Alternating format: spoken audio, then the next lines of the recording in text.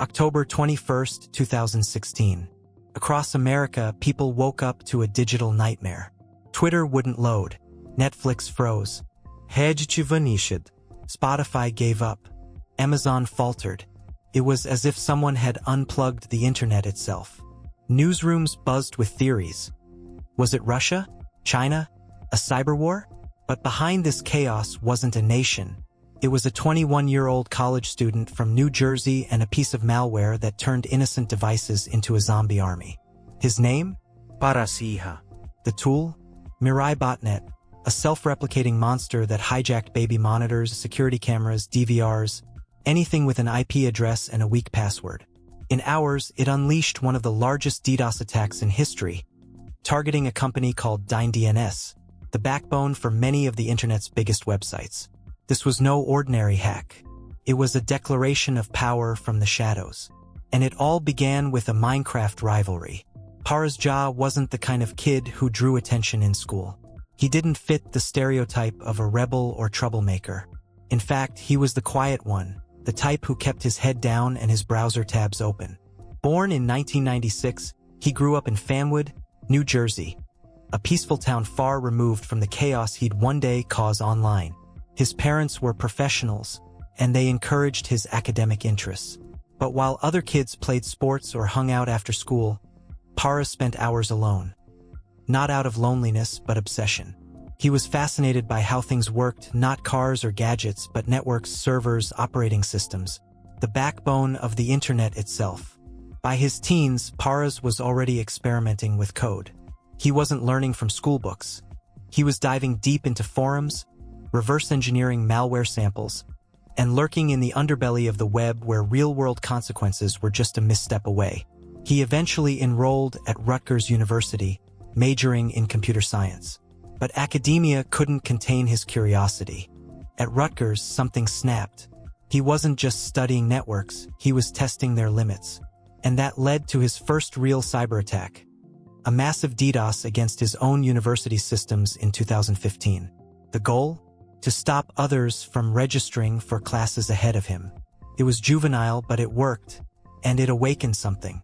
A realization. If he could take down a university, what else could he bring to its knees? It wasn't long before Paras found his new playground, a world where billions were at stake, and the weapons were lines of code.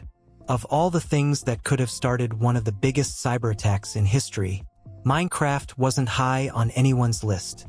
But in the underground world of Minecraft server hosting, real money was flowing. Players paid good money for low-lag servers, mods, and premium access. And where there's money, there's competition. Fierce, dirty, and often illegal.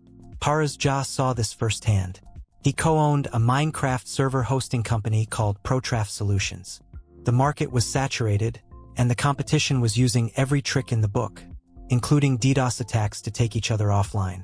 Whoever could knock out their rivals the most efficiently won the customers. So Paras, already experienced in launching attacks from his Rutgers days, decided to level up. With a few lines of Python, some deep knowledge of networking, and a keen understanding of vulnerabilities in IoT Internet of Things devices, he began developing a new weapon. This wasn't just any botnet. It would scan the internet 24/7, hunting for default usernames and passwords on insecure devices, DVRs, cameras, routers, and quietly infect them. Once infected, those devices became slaves to Paras's command. A vast, invisible army waiting for orders. And he named this creation Mirai. In Japanese, Mirai means future, a fitting name for something that would redefine the future of cyber warfare. But what started as a business tactic in the Minecraft underground, Mirai wasn't just a botnet. It was a monster built for one purpose: control. Paras Jha, along with his partners Josiah White and Dalton Norman, created Mirai to scan the internet nonstop. Its mission? To find vulnerable IoT devices, cheap routers, baby monitors, webcams, anything connected to the web with default login credentials like admin/admin or root/12345. And millions of devices were just waiting to be hijacked. Within weeks, Mirai had infected hundreds of thousands of machines across the globe. China, Brazil, Russia. The US. No firewall. No antivirus. No alert. Just quiet infection and silent obedience. With a single command from Paras, this army could flood any server with traffic, overwhelming it and knocking it offline.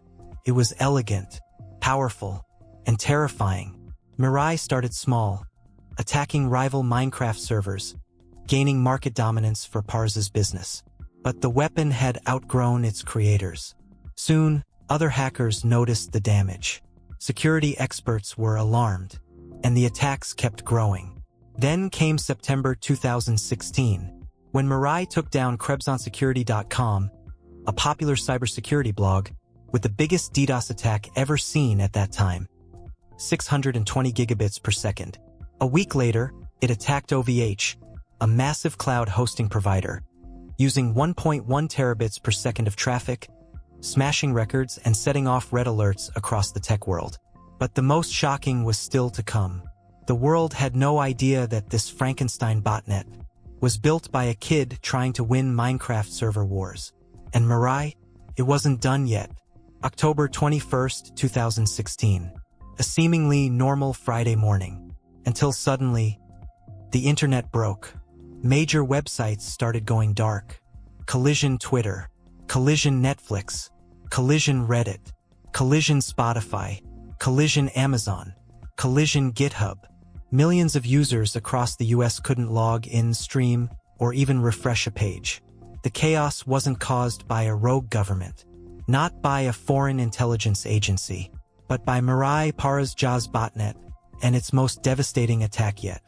The target this time? Dyn, a major DNS provider. What's DNS? It's like the internet's phone book, translating names like twitter.com into IP addresses your browser can understand. Take out DNS and the entire web goes blind. Mirai launched its assault with unprecedented force. Hundreds of thousands of infected devices bombarded Dyn with fake requests, flooding their servers with traffic they simply couldn't handle. And when Dyn went down, so did almost everything that relied on it.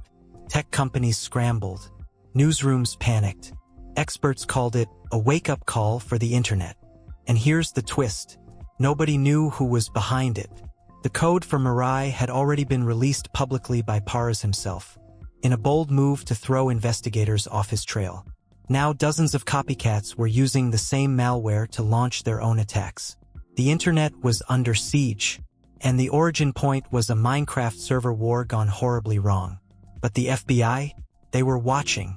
After the Dyn attack, cybersecurity experts and government agencies went into overdrive. The scale was too big. The impact was global.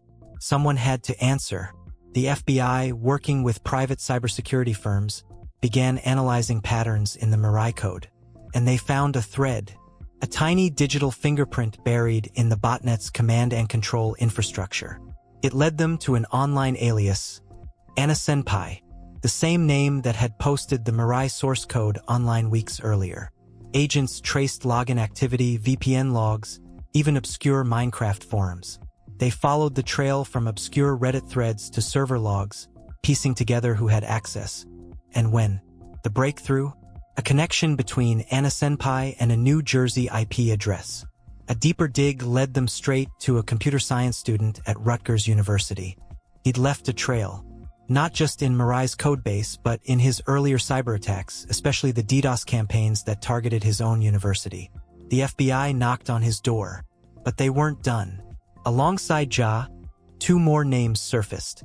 Josiah White, a coder who helped design and optimize the Mirai botnet. Dalton Norman, a young hacker who monetized infected systems. Together, they'd formed an elite, underground hacker trio. Their motive? Control, power, profit, and ironically, to win at Minecraft. December 2017. The world finally learned the names behind the Mirai botnet. Paras Jha, Josiah White, and Dalton Norman stood before a federal judge, not as teenage gamers, but as cybercriminals who brought parts of the internet to its knees. Conspiracy to commit computer fraud and abuse. Operating one of the largest botnets in history.